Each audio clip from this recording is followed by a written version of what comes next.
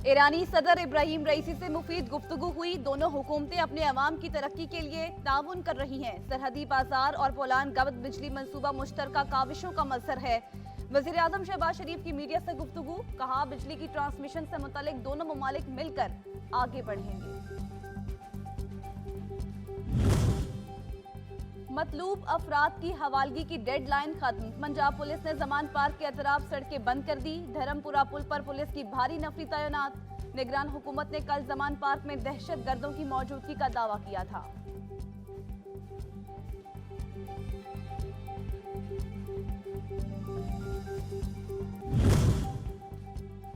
और लाहौर पुलिस ने जिना हाउस हमले में मुलव्वस खवातीन की 3 कैटेगरीज पर मुश्तमिल फहरिस्त तैयार कर ली। पंजाब हुकूमत से मंजूरी के बाद गिरफ्तारी का सिलसिला शुरू किया जाएगा।